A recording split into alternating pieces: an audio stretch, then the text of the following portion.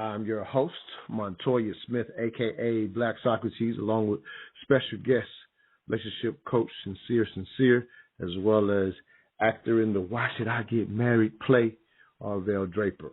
Again, some locker room talk between Joe Rogan. I forget the other guy that's on the show with him, but it's just real raw and cruel on a lot of perspectives, obviously, in this cut, particularly from men, of what, in a sense, men sometimes are worried about, right? If I got money, is she with me for the money? Will she leave me and take my money? Is the kind of the first half of that, and then you kind of hear it come full circle of the his guest highlighting, hey, once got a divorce, this time around he understands marriage a lot better. So a lot in that cut.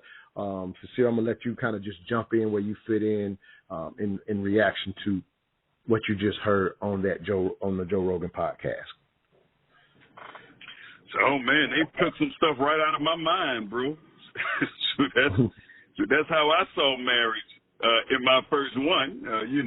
We were looking to figure it out, and I am married and divorced, and I recognize that I didn't have the tools, right? So we can only help others from the space of doing the work. The information is cool, but you're going to lack details if you're not doing the work, right? So they said a lot of prudent things in there.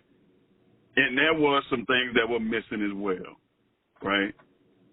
Oftentimes when I hear marriage, I'm not hearing anything about spiritual connection or value of two families becoming one, or the value of creating a legacy, a lineage that's going to affect generations to come, right? So the first time I had that type of conversation, I'm like, oh, man, I don't have this thing in the proper perspective at all.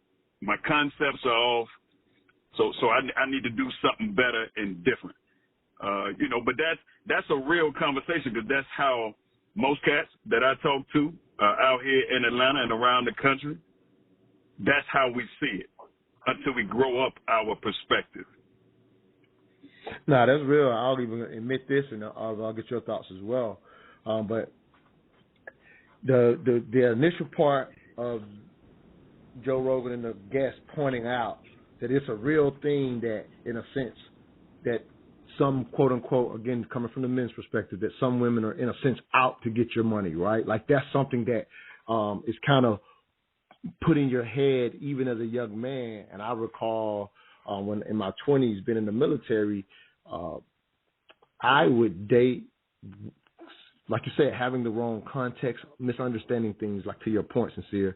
But I remember I would date, and I wouldn't always share that I was in the military just because I was and you've been in the military, you probably remember this as well, but because I was in a military town, it was a thing for, in a sense, the locals to, in a sense, want to marry, a military person, if you will. And so because I heard that was a thing, I wouldn't always share it, because I'm trying to peep, is this person dealing with me for me, or because they know I got government benefits?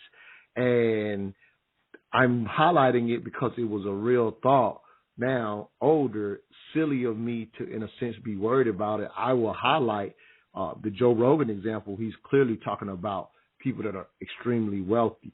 I'm highlighting my personal example is because even as young men, that's something, in a sense, that we're told. And the reality is, it's almost laughable and a joke when I think back to it. I was doing well at my age for that time, but I wasn't, wealthy enough to have to worry about a prenup. But my point is, we will take on even the stuff that we see with celebrities and people who are all worthy or who are wealthy and bring it into our context, and it's laughable that it's even a concern. But I can only say that in retrospect and with age. Arvell, your thoughts to the cut or anything that myself and Sincere said? Go ahead, King. Yeah, indeed. I was laughing the whole time.